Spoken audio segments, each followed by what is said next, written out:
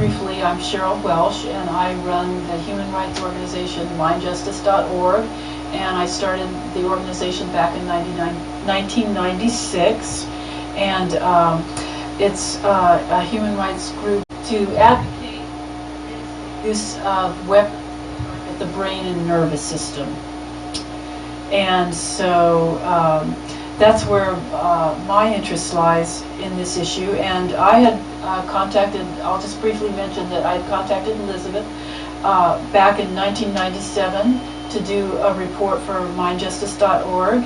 And she was one of the few who were open-minded about the issue. She didn't take a positive or negative side on it.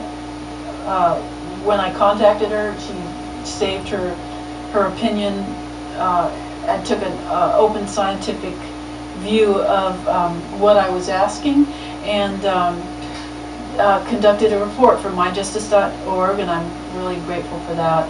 And then since then, I just wanted to briefly mention that Jean Maria Arrigo runs the Stanford Intelligence Archive, and I met her through networking with Eldon Bird, who also did a project for mindjustice.org in 2002, approximately, a little bit before, I think. And so the whole issue of the electromagnetic radiation weapons that can target the brain and nervous system is how I became involved with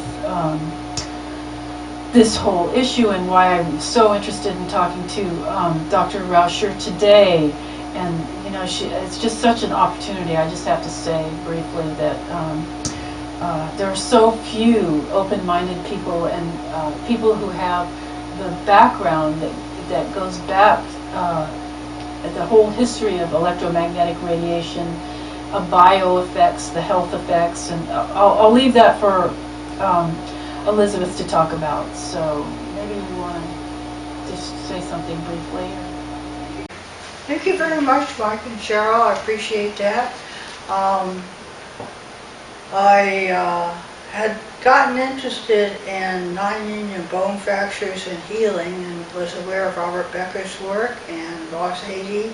Had met both of them and was very impressed with their research on things like regeneration of frog severed limbs, and salamander experiments with giving salamanders cancer, which is difficult to do, severing a tail below the cancer when it had metastasized, and that if you cut off the tail, when it regenerates, then the salamander lives. So I was at UC Berkeley, Lawrence Berkeley National Laboratory in theoretical physics, mostly interested in cosmology and atomic and nuclear physics, and was interested in philosophy and other areas, and was really studying some biochemistry on my own, and also as an undergraduate at Berkeley.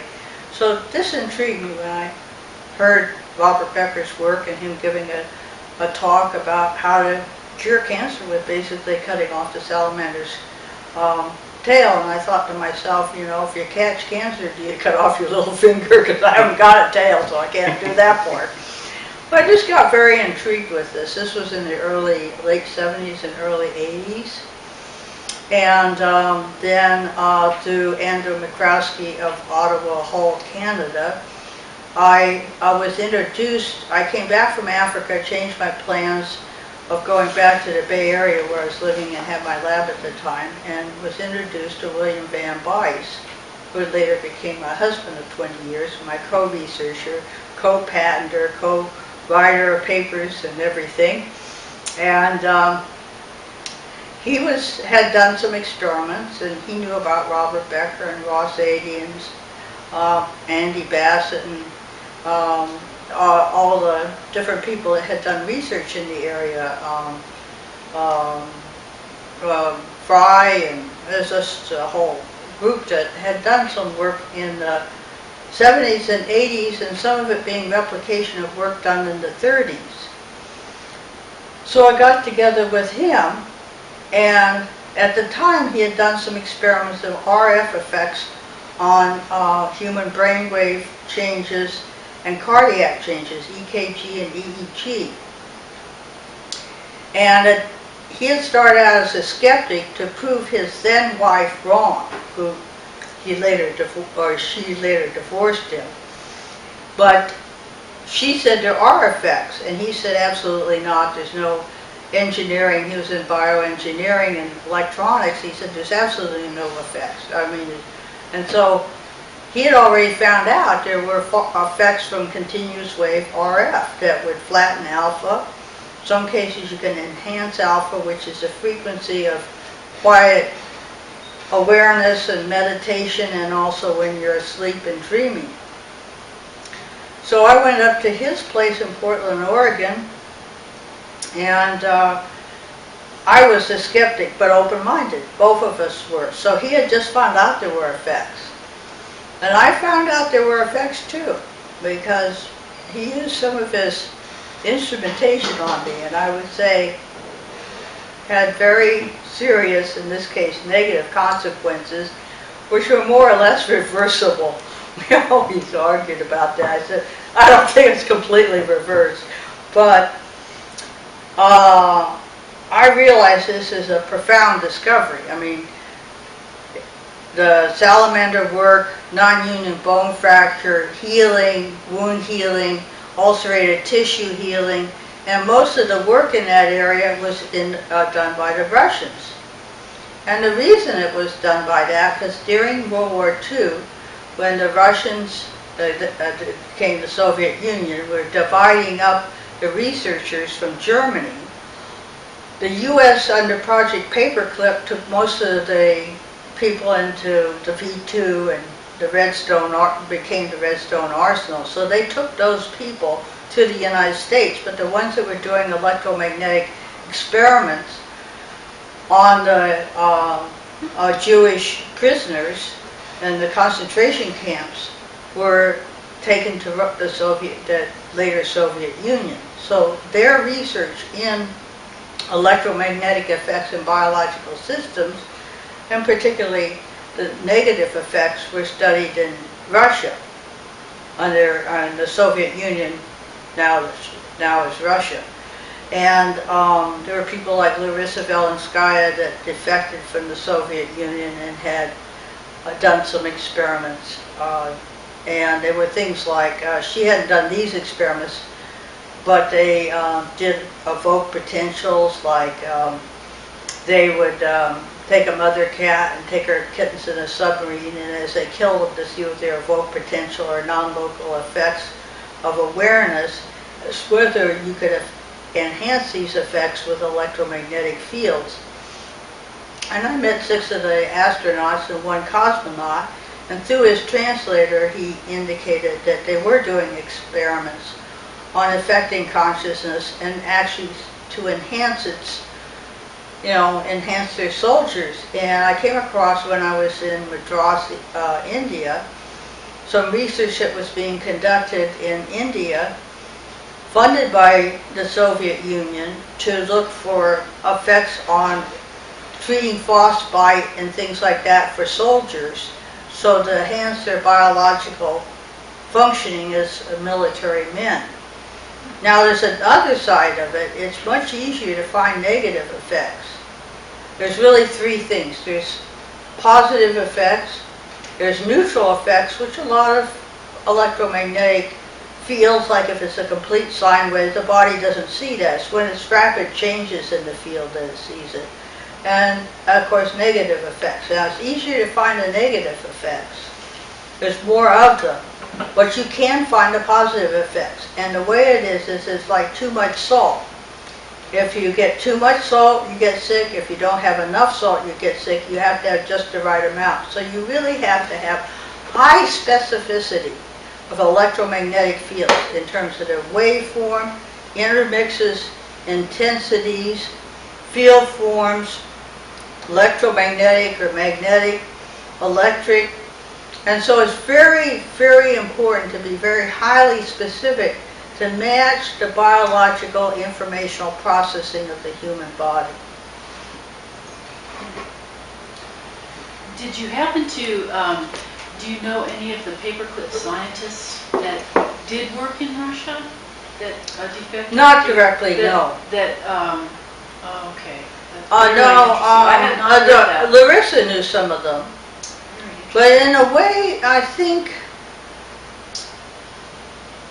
not everything she knew about did she talk about. And it was hard for her because, of course, when she did defect, of course, she couldn't go back to Russia and visit her family. So she was quite isolated. But Henry Dakin, who was trying to open communications with the Soviets, I think was a very good idea to do, to look for peace and end the Cold War. But during that period, he had had other defectors come from Russia and tried to get them positions so they could live. And I was actually sort of doing the same thing. It was a couple, he was a physicist, and his wife had jumped ship, and I got them a position at Lawrence Berkeley National Laboratory. In other words, there were people that were leaving in different areas. But Larissa did know some, I think she did know of some of the paperclip people, but by name Kozyrev comes to my mind, but I don't know that he had really, I think he was Russian and had not been in Germany, but as far as Germans go, I don't know. Yeah, it certainly, to me, she's commendable for speaking out on that 1985 CNN program in which you demonstrated the visual hallucinations on the reporter Chuck DeCaro. Oh yeah, and yeah. So she is in that. I thought that was in 1985. So for her to speak out was. Well, I think she really explained it very well. Yes, she made very cogent remarks.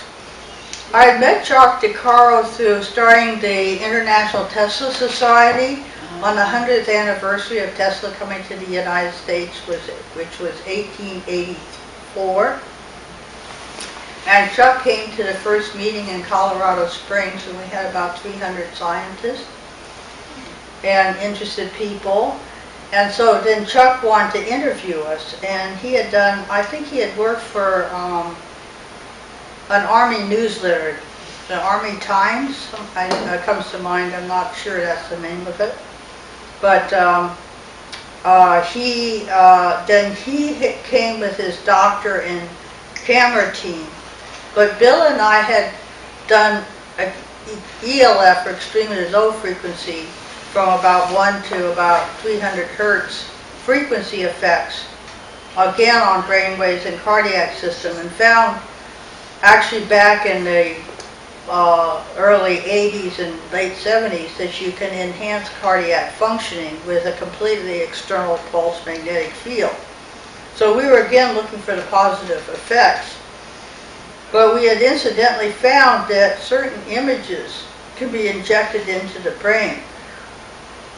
And these are usually simple geometrical figures, but our purpose really was to think about whether we could make the blind see, enhance vision in visually impaired people. So that was the purpose of that. So, of course, the Army, like Army Intel, First in Intelligence, had other ideas about it. They wanted to use that to cause hallucinations. And I'm not sure I'd use that word, because there was a real 100% correlation between an image that the person's ears and eyes were blocked. They were in a separate room from the laboratory room where the fields were generated. And they were generated from a set of coils a half meter from the left hemisphere. We also measured corresponding EEG and EKG, brainwaves and cardiac output. And under certain conditions, the person seemed to be able to see simple geometrical forms like a spike or a triangle or a figure 8 100% of the time, and that was Chuck DeCaro. And we also found that certain frequencies can entrain brainwaves to alpha, the opposite of flattening or reducing the amplitude of alpha. And usually a good alpha is 100 millivolts, maybe 50 to 100 millivolts EEG. And we found that there were certain frequencies that would take people that had almost no alpha and enhance alpha. And what's important about that is that's a relaxed, alert state that allows a person to really think. It's necessary for the brain functioning. So if you can enhance that, you can probably overcome depression, which is usually people have lower alpha, less serotonin in the synaptic clefts. And so there's a whole electromagnetic field biochemistry that can be utilized for mental benefit. And then at the same time, things are going on like John Alexander and the non-lethal weapons, the idea from French work done in World War II that you might have acoustic lasers or devices that would stun people, not kill them, but stun them so that you could take control of them. And that work had been done in France. It was usually not implemented because when you have a speaker like emitter, the waves go out, but the problem is they also backscatter, and so if it's a detrimental signal, it can often disrupt the implementer or the guy behind the acoustic gun, so to speak, and sometimes kill him. And there was some work that I had heard about that was done at Los Alamos. And it was the early 1990s. And Bill had done some experiments where the idea was to deactivate terrorists, because the problem is if they have a grenade and the pin's pulled, you want to cause tetany because you don't want them to just faint and drop the grenade. You want them to hold on to that. On the other hand, if they have tetany, they might pull the trigger. So it's a really difficult thing. But in general, RF and microwaves and millimeter waves don't really penetrate concrete very well.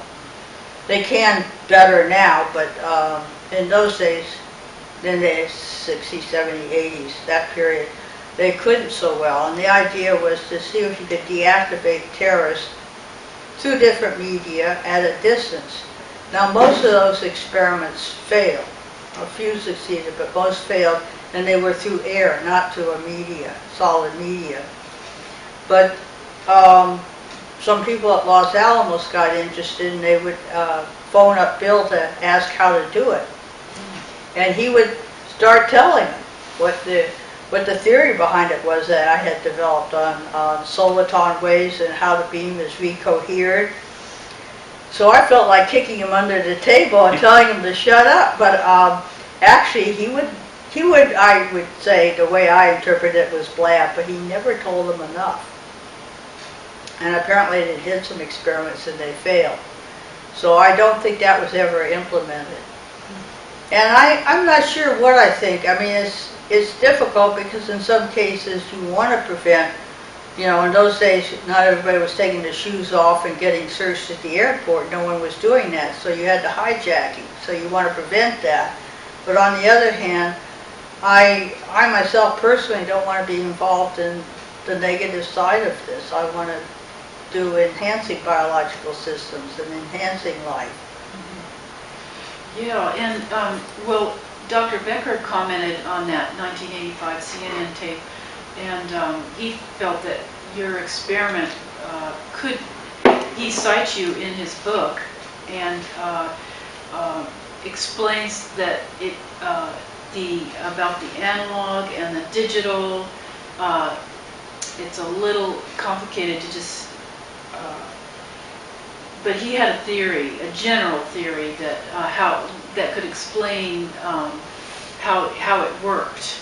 And well, I'll tell a personal story on that, as well as technically what I've done over the years with Bill and Bill Van Weiss, my late research partner, died 6 years ago, so I've carried on the research and gotten the lab set up again. But the thing is, there's an argument, is neurophysiology like a synaptic connection? Is that a truly digital signal? Most body processes are analog. So I care for cared for Robert Becker dearly, but I didn't agree with him on how much is really digital, which is the current view of neurophysiology. Bits of information. You can look at it that way, but that's not the whole picture. But Robert Becker in that statement also did say there are analog components. So it's both, could be treated as digital, but it's primarily analog. The other disagreement between Bill and Robert was over the issue of DC versus AC, because most of the experiments done on the salamanders that Saxon Bird did in the 30s and later Robert Becker really well replicated was on slow varying DC. So the non-union bone fracture and some of the treatment of ulcerated tissue that didn't heal was mostly done with slow varying DC, which is actually what, when a salamander naturally regenerates its tail or limbs, does produce a slow varying DC field. But the key to it is an AC signaling too. And Robert Becker worried that AC was detrimental. Sounds like the argument between Nikola Tesla, Westinghouse, and Edison. But the point is it's both. It's AC with a DC bias. And it's very important to consider that how the AC has to match the neurophysiology. If you can match it really closely, then say the person is either in pain or ill, you can help them heal. You can enhance the healing effect through the battery system of the body, which is the ATP mechanism, the mechanism that generates the power that runs the human body. And so you can actually enhance what is partly through the metabolic process. And this is very important in certain of the organisms, and the cell walls, the lipoproteins of the cell walls, works by a mechanism. Output through proteins in the cell wall lipoprotein structure that also has an ATP molecule going to ADP plus an electron. So this mechanism can be enhanced, so you can enhance wound healing. But you have to do that with an AC or alternating current,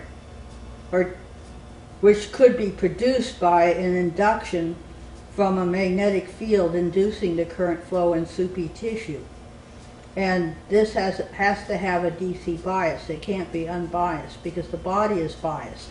The central part of the human is much like the simple organism of a frog or a salamander. The central part is positive. So this part is DC positive, and there's a polarity between the frontal and occipital area as well that changes day and night. But the limbs and the lower part of the body are DC negatively biased. So people that say buy magnetic beds that are all one polarity, it's not a good idea in my view. So there's some things that people are taking advantage of and trying to do good things with. But just like anything, it has to be evaluated very carefully by research in the laboratories. And it's just very few people that really got into this area of research. I mean, Alan Fry and Jose Delgado, most of the people, we all know each other.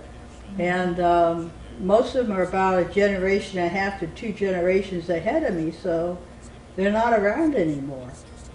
I'll just say that it does get complex very fast, and of course the brain, they say that that's the most complex organ, and it's going to take decades, if not a century, to solve how the brain works. And so just getting back to briefly that experiment, but Dr. Becker felt that was groundbreaking because he felt that the analog and the digital, where those two systems meet, you've got the primitive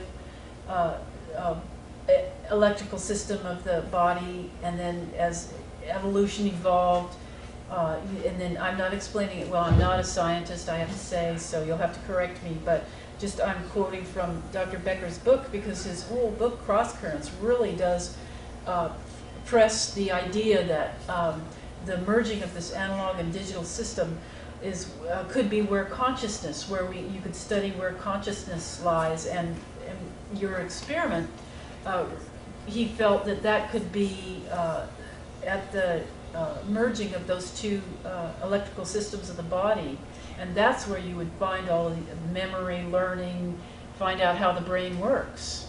I agree with that, and actually what I've chosen to do is to take the knowledge and even recently some major insights in how this works and how to choose the waveform to produce the right bit rate of digital processing, as well as having the right analog waveform and frequency intermix. But what I've chosen is to patent.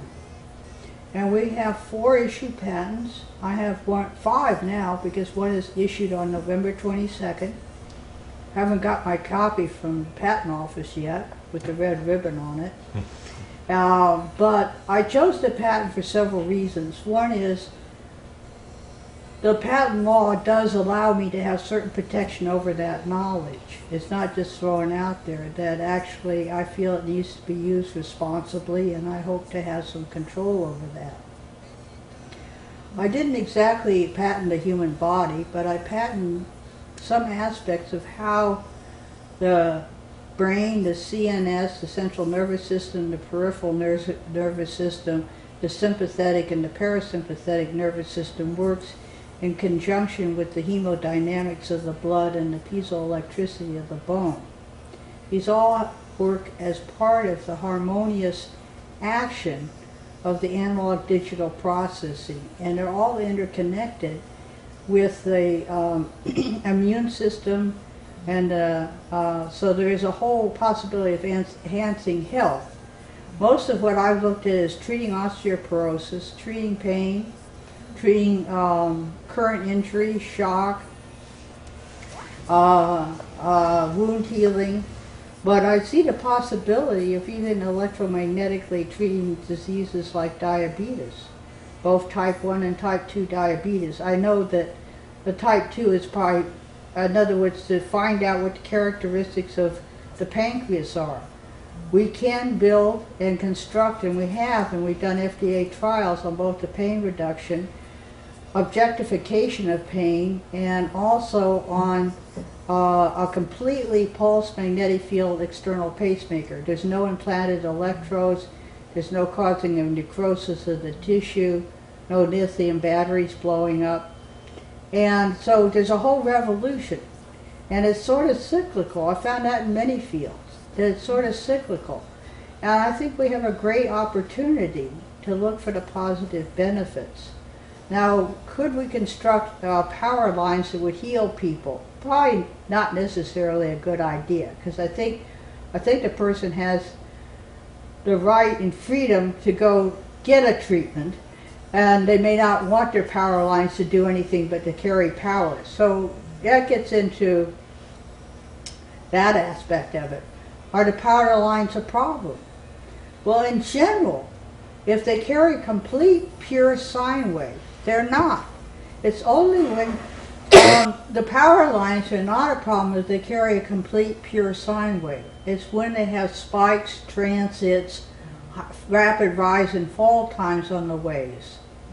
So it's like when you chop the DC into AC on the pi antenna, or when you have high tension power lines that have a lot of power transients.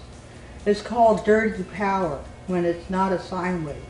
But we had, we used very, very like milligauss, less than milligauss, to inject the images into people's brains. But it's AC on a DC bias. But for the power lines, if you put 15 Gauss near a person's head that's a sine wave, it won't affect their brain waves at all. So it's a matter of knowledge. And what I want to do is get the people that have the invested interest and the use of devices to see it as a benefit, to at least deliver a benign signal. Now, some have done that in We had a conference, Eldon Bird was there, this was 1982, I believe. We had a conference. They had 8 times normal spontaneous abortions amongst women using one of the earlier forms of the computers. Before these were not Apple computers, they were VDTs, right? Yes, Right. video display terminals. VT terminals. Yeah, video display terminals, VDTs. And there were certain frequencies that we knew activated the hindbrain, or what you call the primitive brain. And the triune brain model, there's the frontal cortex, which is our advanced executive decision making, and then of course the motor and sensorial aspects, and the occipital, the seeing, the audio, the Broca's area for the speech. And in the hindbrain there are certain cells that actually are related to the process that is the original egg cell for an ovum. And when it gets fertilized, then as it develops, these cells develop. They're called Purkinje cells in the cerebellum and in the endocardium of the heart. Now they're very sensitive to certain frequencies, which is why we can figure out how to pace the heart, because of the cells in the endocardium. But they also, if it's slightly off from the good frequency or has the wrong waveform and intensity, it was causing the abortions. So what the company did, without saying anything, was to shield with mu metal the flyback transformers of the VDTs, because they didn't want to admit culpability and get sued, but they did solve the problem. And the abortions stopped. The spontaneous abortions became normal, within the normal range. Now, that is one of the problems. Of course, both government and private sector don't want to, if they find there's a problem. And the way frequencies are allocated is really quite complex, because there's so many bands used up by CVs, TV, radio, and military communications. Those bands get sold off or allocated. So when bands are chosen, they aren't chosen on any aspect of this research, because an article said, okay, if I have a hair dryer or electric shaver or something like that, it might produce a few gauss. And to make a sense of that, in the mid-latitude, the magnetic field of the Earth is about a half a gauss. Well, some of these things can produce 15 gauss. But you're not drying your hair all the time, and you're not shaving all the time. I mean, it's very transitory. The body doesn't really care too much about a very short-term signal. But if you're exposed to it 24 hours a day, day and night, and it's not good, it's going to have deleterious effects. Now, of course, there's so much invested that often there isn't an interest in even looking at the research to decide what to allocate, because it's not a basis of what's being considered. And there really isn't a group of people going into this field. But on the other hand, Paul Tyler told me, he was a medical doctor, head of $800 million of research funds for the Navy. And let's see, I want to make sure it's the Navy and not the Army, because some of the people I met was with the Army. I think it was research funds for the Navy, which was part of what Eldon Bird was working under. This research was, some of it was on electromagnetics, but even within the military classified areas, when I had a Q clearance, the problem was that there would be competing divisions of other military segments that wanted to kill some of these projects. But he had like 10,000 papers in his basement. And he told me he'd sell them to me for $13,000. Well, I didn't have $13,000 to try to have my whole house full of these papers. But there's scans of research on biological effects of electromagnetic systems. There's the NBIT report from Russia on just a summary of what was done in the Soviet Union. There's Russian and American, there's papers from other countries. There's scans of research, but it really is not interfacing with the public. It's only in, say, the last 20 years that scientists are talking what I said 40 years ago. Scientists are responsible for talking about the research to the public because most of it's funded by tax money. And they have a responsibility to communicate that research to the taxpayer and for their benefit. And so now nuclear, particle, and astrophysics are becoming big fads. But this was not true 30 and 40 years ago. People scoffed at that. I was talking about we need to communicate with the public, do cable TV and stuff, which I was doing at the time. And they said, oh, well, we have Scientific American. And I said, well, 2 million people read it. They're all scientists except for my mother who reads it after I read it. But, you know, but this area of electromagnetic biological effects, its opportunities, its difficulties, are just not out there. And so in this one case, so you got the hair dryer. But what if it's DC? Or what, you know, if you're getting a DC signal instead of an AC signal, what if you can affect with less than a milligauss, but the signal has to be properly constructed. It has to be the right waveform, the right intensity to match the inductive impedance of the biological system. And that's not what's made clear at all. So did Larissa then, did she continue on doing the same research? Like? No, she really didn't. She got involved in putting together the East-West Journal of Psychic Research, mostly psychic research. And she died, I think it's 2005. That is East-West, that bookstore that's like in Mountain View? No, no, it's nothing to do with that. It was called Psy Research, East-West Journal of Psychic Research or something like that. In other words, it was American and Soviet work. Oh. She worked very hard at it. And then she taught Russian to the Naval Academy and down in Monterey. Oh. Yeah, I know that. And she worked for one of the people that was doing Psy Research and lived with Russell. Did she do any stuff with Russell? Like, Oh, she did her own research. She really didn't work with Russell. She worked more with Ed May and some of the other people. Oh. I'll just move to my first question and see how that goes. Okay. Can you discuss Dr. Sam Koslow and his relationship to the mind control issue? As you know, he, in Ross 80's book, International Conference on Nonlinear Electrodynamics and Biological Systems in 1983, he wrote a rather shocking statement in which he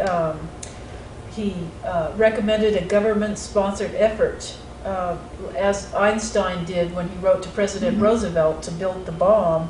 Koslow recommended a comparable letter should be written to the current president about electromagnetic radiation's great promise for understanding biological processes. And do you have any were you aware of that comment?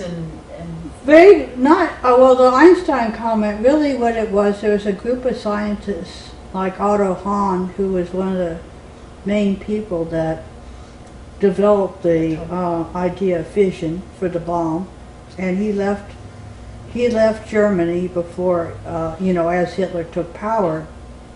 He went to England with the idea of patenting the bomb so it'd be in the public domain. And the English thought he was nuts, so then he came to the U.S. and tried patenting in the U.S.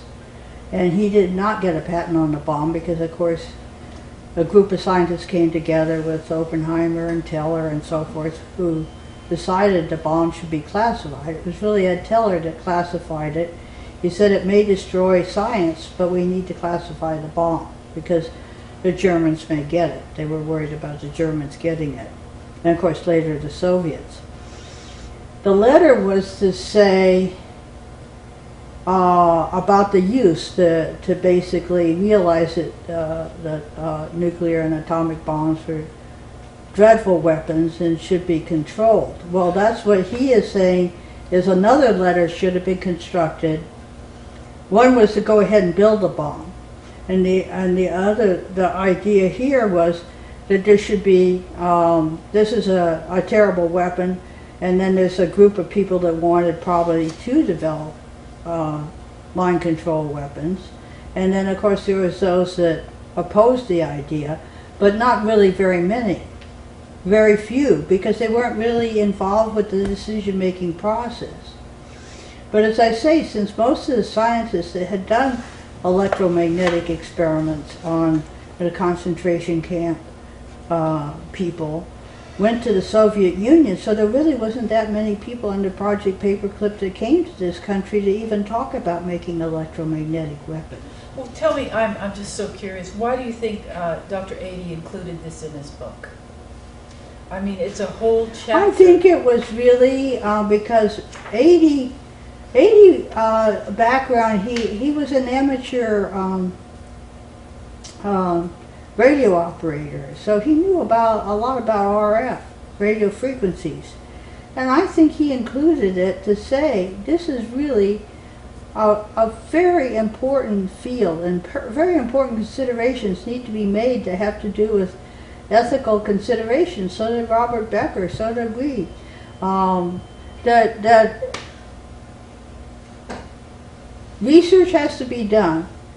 You can't deny these hundreds of thousands of papers that exist that show significant effects. And Ross Adie's work on the calcium efflux for 16 to 18 hertz on an RF carrier, things like that. So it's the idea to get the attention to say, this is at a level that we need to have a discourse on it, a scientific discourse, just like, you know, saying whether you should build the bomb or not, whether that was the right thing to do or not. So you think it was serious? It was a serious proposal? I don't know that it actually got to the president. I really don't know that information, but it probably was. I mean, I can picture that it would be. Well, and do you know the follow-up history of what happened when,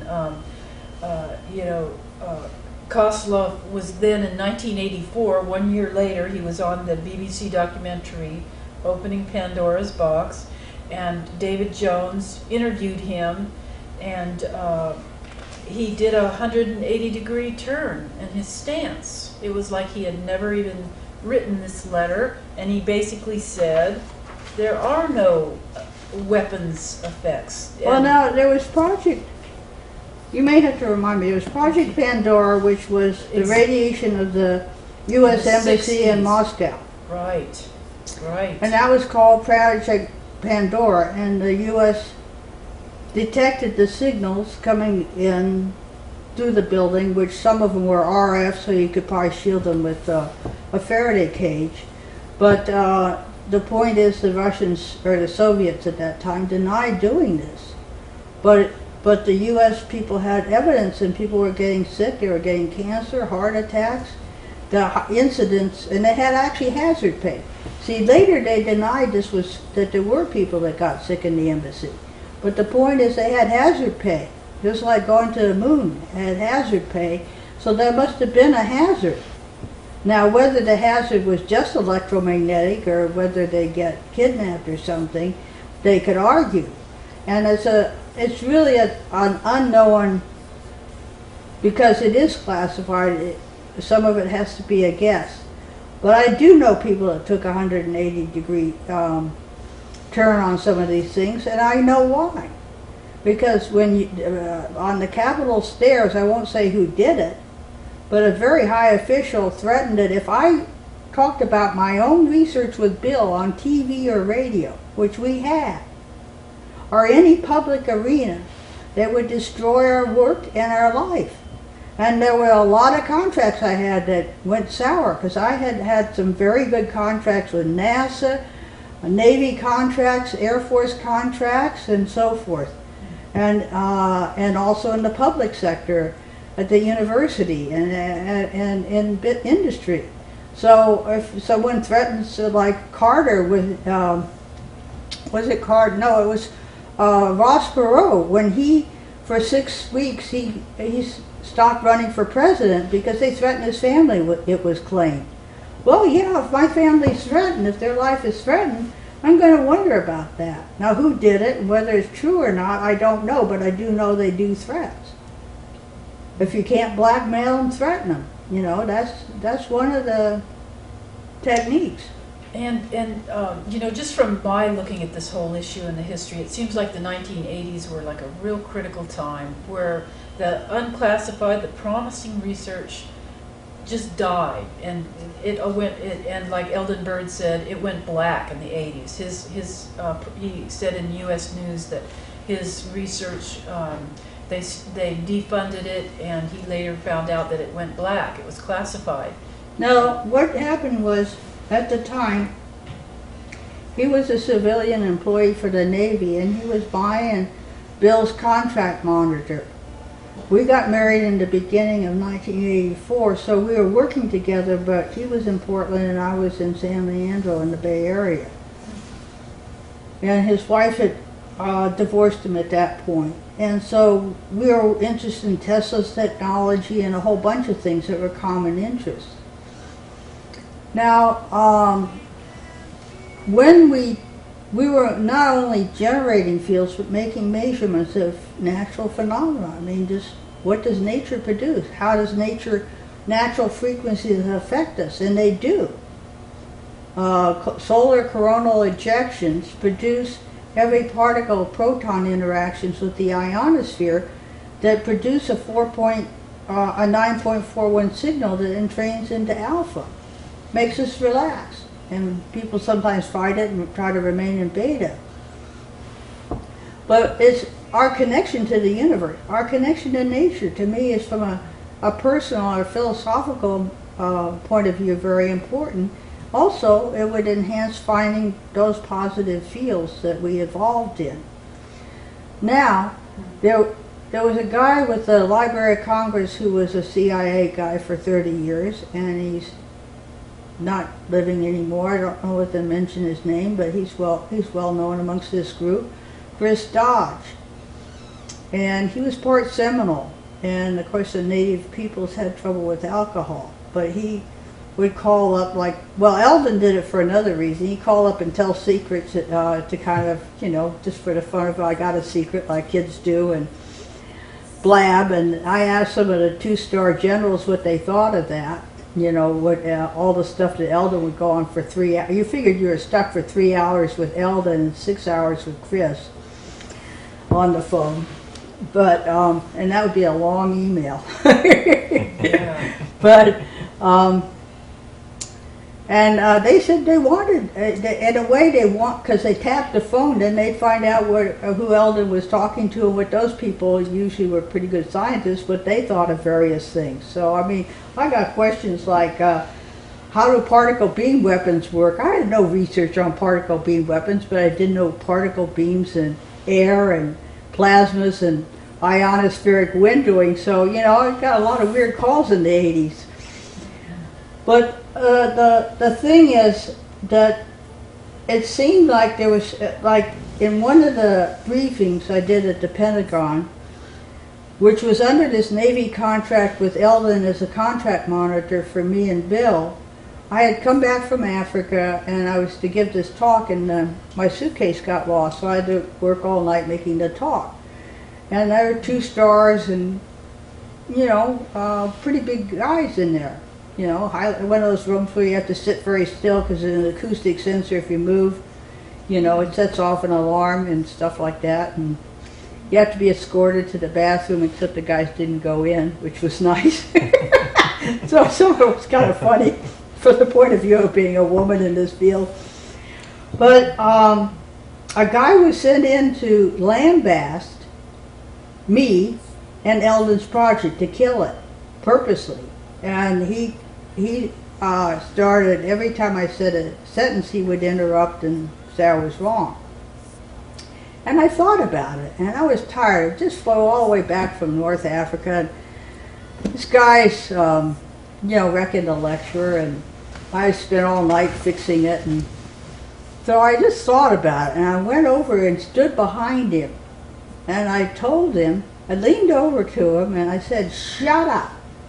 I'm giving this lecture now, and I'll give you 20 minutes to say anything you want afterwards." And it's a little bit of kung fu or martial arts. I kind of really said it strongly. And that guy was sitting there to ruin the whole project. And this guy was sweating like a mule skinner, and sweat was dripping off his face. He was so intimidated because he wasn't going to screw the talk. Now, I know from personal experience that does happen. Now, what really happened later, it turned out that the report that I wrote on the biological effects and how it fits with interpreting Maxwell's equations in a new way was declassified and was, along with a report I did for NASA, was awarded an award from the Air Force. So they liked the reports, but there was forces going on back and forth, and that was my experience of one of those. So whether it went to black ops or just what happened, I'm not sure. But it was later that the people, in about 1988, that the guys from Los Alamos were calling up and asking Bill how this worked. And I think he did the right thing. Oh, and there's another aspect to the Chris Dodge story. Chris Dodge calls up about 2 a.m. and he says Congress is going to pass a bill that you cannot measure 1 to 100 hertz, or cycles per second, which is the major ELF range of biological signals and natural signals, but also some man-made military signals. So they wanted to pass a law that you can't measure, which means I, in my own house, with a detector that Bill and I patented and developed ourselves with our own money for about $2 million, to measure ambient fields to figure out nature, can't measure. And I thought, that's crazy. And then I thought, look, doctors can't measure brainwaves or cardiac output because that's in the same range. So you cannot pass that bill because every doctor can't measure EKG or EEG. And the bill didn't get passed. He gave me the feedback later. So there was efforts to prevent this knowledge.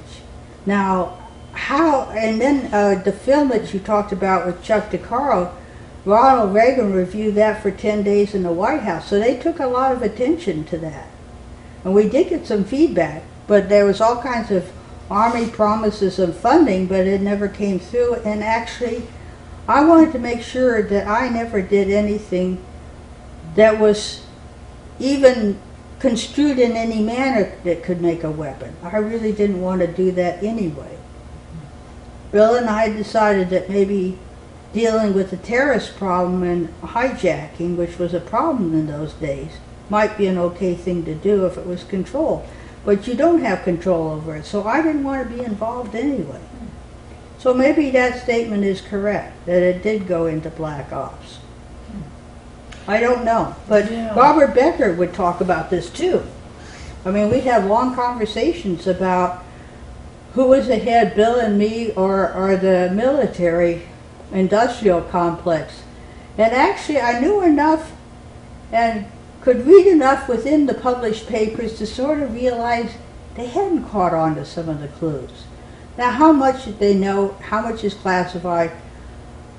I would suspect from the report back from the Ronald Reagan analysis that actually there probably are black ops on this. But what they're doing and why they're doing it and how it's coming out, I don't know. The thing is, there's a lot of money in the classified work, a lot of people, and a lot of equipment, but it doesn't necessarily add up to brains.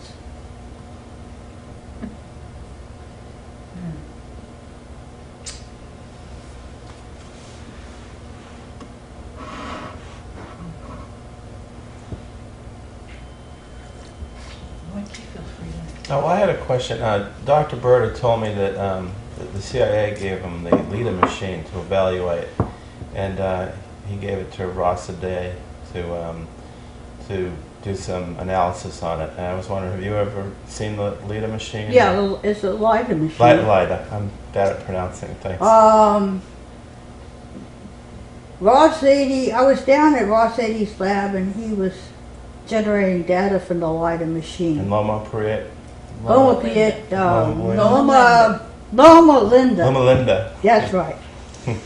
And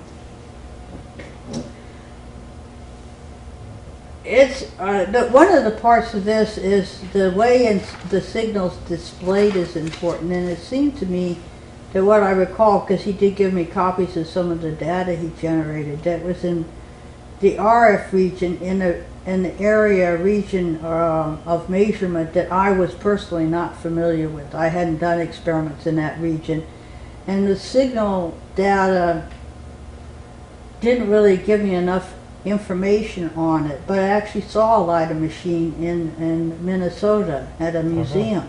Really? It was just a box about so big and antennas coming out and stuff. But Ross 80 had, I think, worked on it for a few months. I didn't know he got it from Eldon, but I did know he got it. Yeah, and I think what I heard that it could make people, it could put people to sleep at a distance of a certain amount of feet. Yeah, the signal, most of the signals, like what we did was about a half meter as far. You know, you have to have a carrier to do it further. The LIDA was RF, so it would probably be over a larger distance, but most of the experiments, it seemed to me, was a few feet, maybe 3 or 4 feet. Mm-hmm. Oh, okay. Because it was just in 80's lab.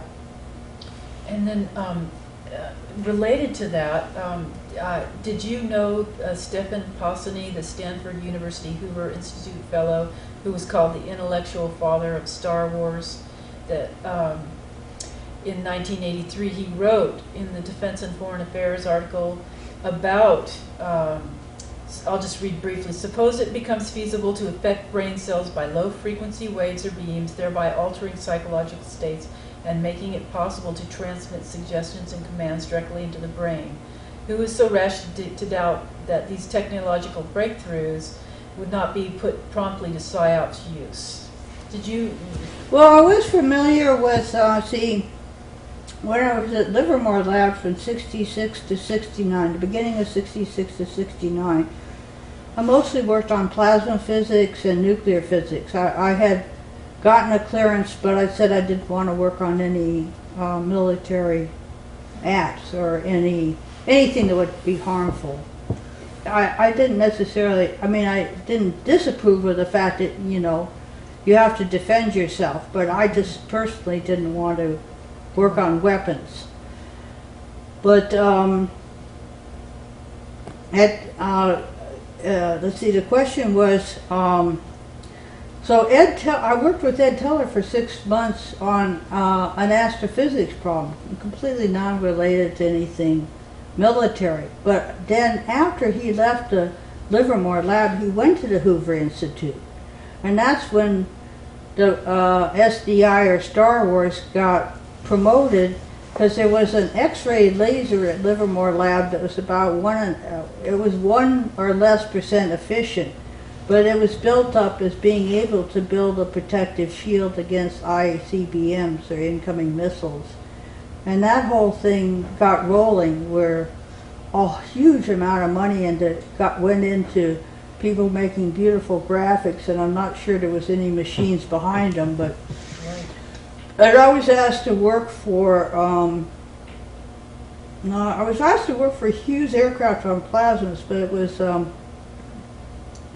Rockwell, I believe, that asked me to work on Star Wars, and I didn't really want to do it. And partly because of my scientific interest, and it wasn't. There's things like over-the-horizon radar that were being developed and other systems. But the Star Wars thing took off as a huge amount of money dump, but not much technology. But that goes back to the question about particle beam weapons. Yeah, I've measured and seen them tested, so they do work to us up. You Usually it's better to shoot from a plane to a satellite to knock it out, because then you don't have the denser part of the atmosphere. But you can do ground to air. As far as, do you think this was just like a ploy to a way of generating funds for this kind of research, and that's why he would have published something like that? This Dr. Posany, I guess I you didn't can't know really him. comment on that. I don't know. Yeah, you're right. Oh, okay. I just know that Ed Teller was meeting with Ronald Reagan and the White House people about it and promoted it, and it got funded. The 80s, it does seem like the 80s, there was a great interest in that whole mind control issue. The Russian woodpecker went on for decades, actually. Yeah, it was actually the shortwave radio guys that would pick up this 10 hertz signal. And what was interesting about it is, I measured it in San Francisco, I measured it in Europe. I mean, it was ubiquitous. It wasn't on all the time, but it would have an RF carrier of various frequencies. And it was a very distinctive signal that you could see was not a natural signal. It was a man-made signal. And it had sort of a screw wave sometimes. It would have a carrier, and sometimes it would be carrierless. And it was pretty, a number of people measured it. I mean, a lot of shortwave guys would get this stuff all the time. It would interfere with their use of the shortwave radios. And it went on, I don't know the exact dates, but I'd say probably about six or 7 years. And I don't have the same equipment right now, so I couldn't see whether it's still on, but apparently the shortwave guys are not seeing it. So whatever it was, what the U.S. said, it was over the horizon radar, but that's not clear what it really was. It did seem to be coming from the Soviet Union, and the shortwave guys are pretty savvy, and that's where they were pinpointing the signal from various points in Russia. Kiev, and gosh, I don't remember every one of them. And there was interest in trying to find out why that signal was generated by the military and what it was and what it was for, which was a good idea to try to figure it out. But in the public sector anyway, that problem was never resolved or decided, as far as I know. Right, Dr. Becker wrote about it in his book, and the Dr. Dimidian, one of the scientists who work on the MRI. Dimidian, thank you. Yeah, he commented on that too. He was commenting on that it could have. Yeah, no, actually the MRI is a very interesting thing, and of course I'm not a medical doctor, so I'm not supposed to have an opinion about MRI, but I do. But he's well aware of the combination of a high magnetic field combined with an RF signal. I mean, this is, it's about 20,000 Gauss magnet. That is one heck of a, I mean, if you had 20,000 Gauss here and here, your finger would be crushed between two magnets coming together. I mean, that is a lot of field strength. Yes, your keys fly off you. And, yes, that kind of thing. Right. I wouldn't do it. I wouldn't put my brain in there. Some people seem to have altered states. Most people don't. I would say if you're really sick and you're dying, it's probably an okay thing to. But the functional MRI is what bothers me, because what they study is the brain, the blood flow in the brain. But the point is, they're doing it to volunteers. Now they're volunteering, but I wouldn't do it. Is an MRI like a Faraday cage? No, very different. MRI is magnetic field resonance imaging. It's that big thing that they have in the doctor movies where they put people in this. But someone had told me that it creates the same effect of like a Faraday cage when you're in it or something, because it's it produces a very intense imaging signal that really tells where the blood flow is, and it can find brain tumors, and it can determine where strokes are and sometimes where surgical intervention should be. But a Faraday cage is usually a copper screen that has to be contiguous at the corners that shields a person from radio frequencies. and it has to be a solid mu metal to shield from electromagnetic frequencies. And to give you an idea, we could take this area and make about a $10,000 or $20,000 Faraday cage. Now it will shield out some of the natural frequencies, which is a problem. You can't just shield yourself from everything, because the natural frequencies are either neutral or sometimes they're beneficial. But to build one that would screen out ELF, you'd have to have a $2 million mu metal room. And then you really would be blocked out from all the stuff that comes from the Earth, Sun, Moon. And did they have one of those at SRI? I heard they did, yeah. I saw a mu metal room at Wright-Patterson Air Force Base, but I haven't seen one at SRI, but I understand there is one there. Not SRI, I think it's Stanford campus. Stanford, yeah. But they have a squid magnetometer at SRI, or they used to. Yeah, Alden Bird would talk about that occasionally. Well, what our detector did is it didn't need to be charged with helium and nitrogen and be kept at certain angles. It was field worthy, so you had a rechargeable battery and had an electronic box about like that, and then a pickup coil. And the electronics flattened the response so the pickup coil would represent correctly the intensity and waveform and frequency of the various natural signals, and the purpose was to study nature.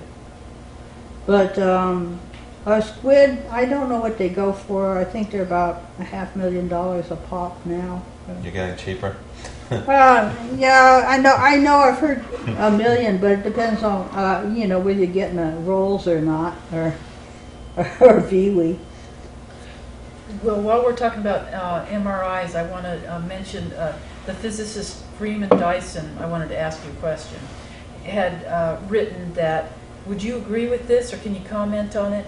Radioneurology is in principle only an extension of the existing technology of magnetic resonance imaging, which also uses radio frequency magnetic fields to observe neural structures. And he was talking about how in the brain you could radioneurology is a way of seeing how each individual neuron is what it's doing, and so you could have this communication. I think it's not that refined. You don't. And this was a prediction. I will say I would disagree with it in that I think there's more to the informational processing than just magnetic field and RF. But I think that's a pretty significant combo that would give information. But the resolution of the data yet isn't that good. Oh, it isn't at all today. But he's saying in the future. Oh, it might be, but I think there's going to be more to how to make those measurements. How to make those measurements? How to make the measurements of the emission of, say, like the MEG, which is the magnetic encephalogram from the brain. But I think it's going to take, my personal view, since I'm working on that technology, is there's a way of doing it that's less expensive and easier. How much resolution there'll be, since I haven't built it yet, I don't know. But he's right about the statement. I think the statement is in the right direction. In other words, that's, I guess what I'm trying to figure out, just as, pretty much a non-scientist, is this seen as, if you were going to build a mind control weapon or a way to study the brain, is this basically how you go about it? Like if you were the U.S. government and you said... Well, let's step back a piece. It was actually a project at SRI that I read about either in Time magazine or maybe it probably was Time rather than Life when I was in high school, about trying to read people's minds. And the way it was done was to look at the brain waves, which are kind of just squiggly lines. Some of it looks pretty coherent, some of it looks incoherent, depends on whether it's alpha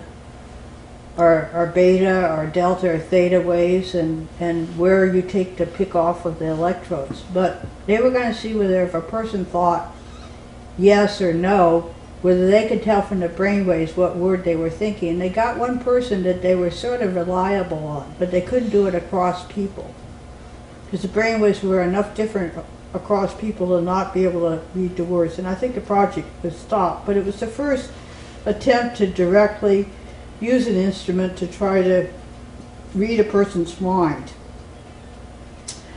Now you're really asking, and I read about Jose Delgado's work. I remember reading the article and keep cutting it out when I think it was in high school, and on the work he did in planting the electrodes in bulls and monkeys, and then the Helmholtz coil work with the monkeys. But to bring that up to date, I personally would believe that that's part of what could be done, but it's not the whole picture. I think it's not going to give the complexity of the biological system is probably not going to be simplified to that particular technology, but that's more, it's an educated guess. Very interesting. Well, let's see. Better move on a little bit here. See if we can just briefly be sure I cover. Robert Becker reported hearing plenty of rumors about secret mind control weapons. Can you discuss any plausible rumors about mind control that you heard? It was very interesting. Robert Becker and I were at a conference back east. I must admit, I've been to a lot of them, so I don't remember every one, but we're sitting outdoors at this nice place. I know it was in Colorado, because it was beautiful.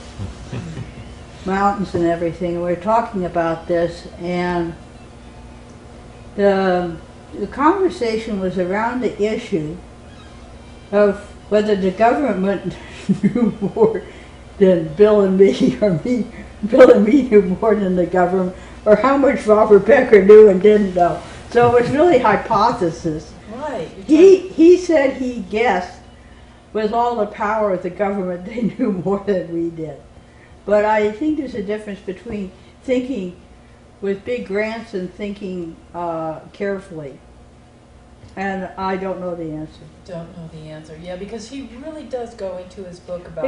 He said a lot about that in person and in his book. Yeah, he really did. Yes, he stepped out. And he was trying to guess too. I mean, he was guessing from his research and trying to speculate what was going on. And how he lost research. Yeah, he lost the funding when he was up in...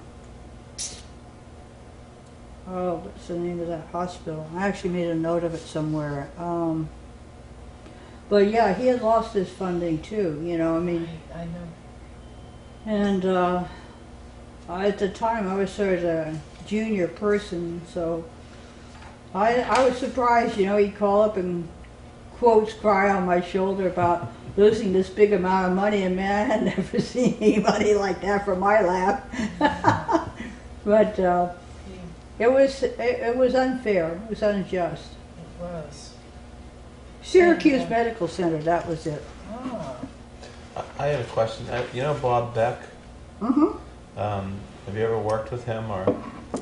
Well, sort of. I used to know him well through conferences. I never formally worked on anything with him, but you know, a group of us would get together with like Jack Houck and Bob Beck. And there was one experiment he did that Bill observed that looked like it was in training brain waves. And some of what he said, like in the Chuck DeCaro film, were very accurate, but I did look at some of his electronics. My personal view was it was really badly built and sometimes wrong. But he was interested in mind control. And he got a hold of a device that would put a little electrical signal into your mastoid that a woman whose name I don't recall, but you may know it, from England had developed to try to overcome addiction. Well, he mentioned in that Project Pandora, BBC, Opening Pandora's Box, 1984. Yeah, he mentioned that in restaurants, they asked him if about a device that could make increase someone's voice that's the size of a wristwatch, and they asked him if he could comment about it, and he said he didn't want to talk about it because it was dark. Like What would the device do again? It was a device about the size of a wristwatch that would, if you were in a restaurant, it could make people on the other side of the room's voice, modulate their voice high or low. So you could hear what they're saying. Well, either that or, yeah, it could make their voice go like higher or lower. Oh, change the frequency? Yeah. I believe that James Bond had something like that. Or did he? I never saw that in a James Bond movie. No. Well, when they asked him, he said he couldn't talk about the research because he just didn't want to talk. He said he was more concerned with helping people and not hurting people and not creating He was adverse an effects. interesting character. He was a test pilot. Oh, was he? Mm-hmm. Oh, he had a pretty interesting career. Yeah. I would have no comment on that. I don't know anything about that. Yeah, and I've seen some devices made from some designs that he's made, where you can.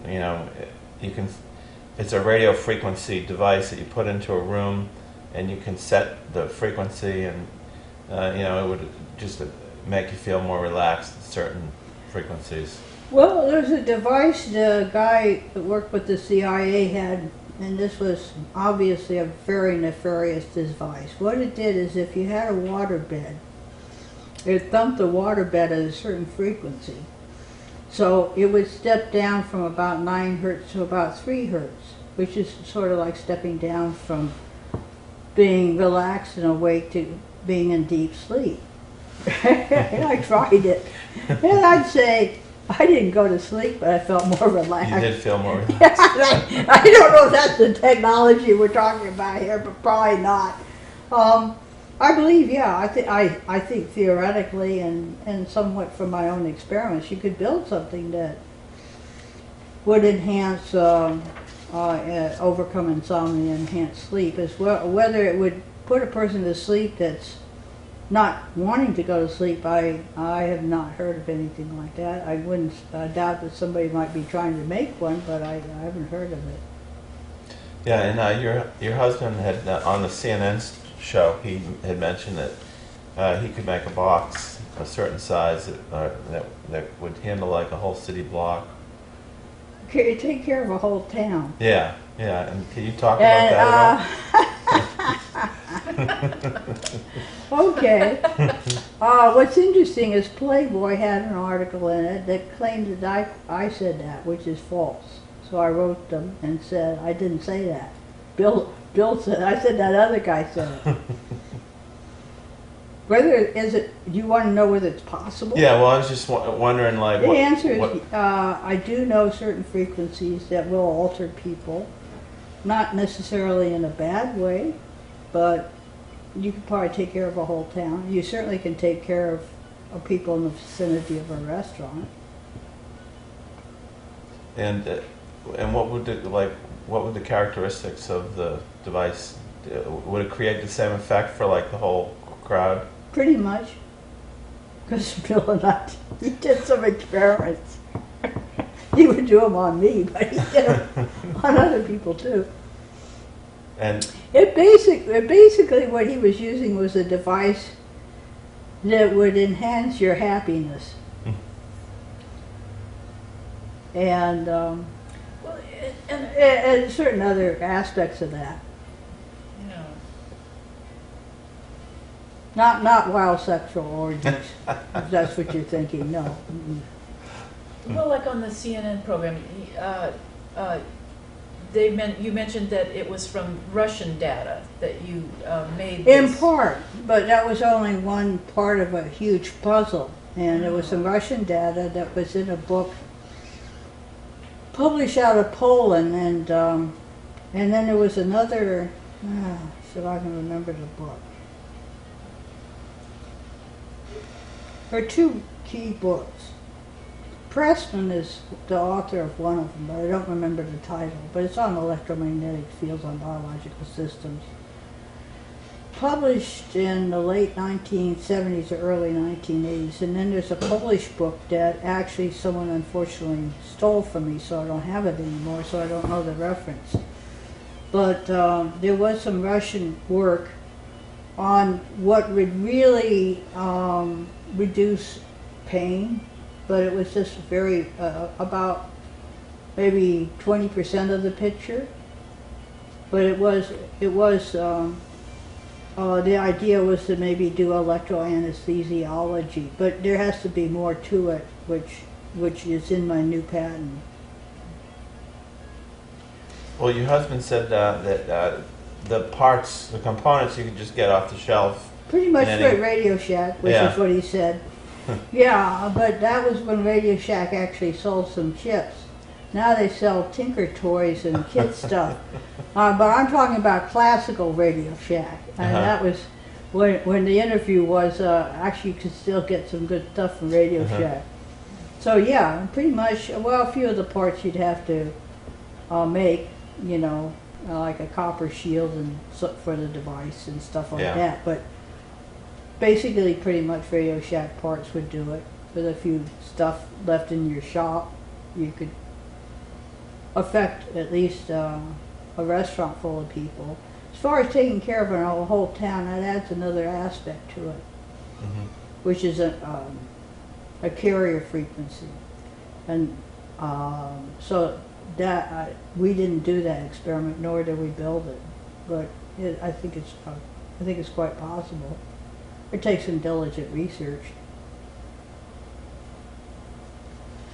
And following on that, Abraham Leboff, he wrote the preface to that electromagnetic mind control fact or fiction by V.N. Binney, and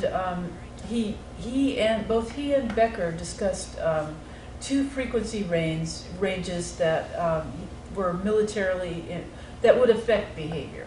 So maybe you can comment a little bit about that. It would. So he wrote two very different frequency ranges. First, at extremely low frequencies, from just 1 or 2 to several hundred hertz (ELF), and second in the gigahertz region and beyond, including high power microwave. So those are areas that are important to national security. And Leboff wrote, even more important, there is every reason to think that additional, as yet untried electromagnetic modalities will also affect our behavior. I'd say on the upper end, Bill's experiments went up to about 1 gigahertz. There are frequencies above that, but when you get up in a radar microwave, you can cause sterility and things like that, but then you get into enough power that you're affecting is non-ionizing, is not just non-ionizing radiation. So once you get up in a very high end, below visual, you know, and the infrared, I mean, that's really a lot of power. And of course above that you get into X-ray and gamma ray, which definitely have ionizing effect. But the ranges that are talked about, I would say, go down to more like 300 megahertz or megs to about, well, Bill went up to about 1 gig, but there are some frequencies above that. I'd like to measure them and do the experiment, but I haven't done it. But the two regions we've looked in is the ELF and VLF and ULF, as well as the Bill had looked at the radio frequencies, and we did some experiments with radio frequencies, but not a lot. But one of them was that Bill generated a set of frequencies in the radio frequency, but if you had a detector over here and the generator here and walk between, your body absorbed about 1/3 of the power. That's a lot. And I will say it did produce an altered state for actually several days. Sometimes this stuff would just, as soon as you're out of the beam, you're not affected anymore. And some had some residual effect. But, yeah, and Bill did do some experiments on enhancing sleep because I had some sleep problems. And yeah, there are certain frequencies. I would say, to say whether you had a commercial medical device, not yet, but it's certainly possible to I think, to overcome insomnia. As far as going up to someone and zapping them and making them fall asleep when they want to be awake, I have not seen anything like that. It might be possible, I don't know. And then just briefly, Becker was in 1985, he was referring to a 1989 report based on government research, and it's just kind of an amazing statement that maybe you could comment on. He wrote, microwave pulses appear to couple to the central nervous system and produce stimulation similar to electrical stimulation unrelated to heat. And he wrote, it appears that high-power microwave is capable of altering behavior in the same fashion as Delgado's electrical stimulation. And so I read that out of order. And then he wrote, microwave pulses appear to couple with the central nervous system. Well, going back to Delgado's original experiment, what he did is, and a lot of the experiments are done this way, they actually implant electrodes into the animal's brain, and sometimes into human brains. So when he was first pushing a button and stopping a bull from charging him in Spain, the thing is that the stimulus was sort of like a shock. So, it got the bull's attention, but it was implanted, so it wasn't remotely produced. He implanted electrodes usually into the macaque monkey brains. He did use a Helmholtz coil, which is a series of 2 coils that you could put over a monkey's head, and did get them to turn their head in one direction. But I'd say it's certainly an important start to show the effects. It certainly can be done without implanting anything, and I'd say the experiments are relatively simple, and Delgado may not like it, but I would say somewhat primitive. I think there's, even within what I know, is more advanced than that at this point, and I assume there may be other people that are not so much in the public arena that maybe have done experiments like that. They're more advanced.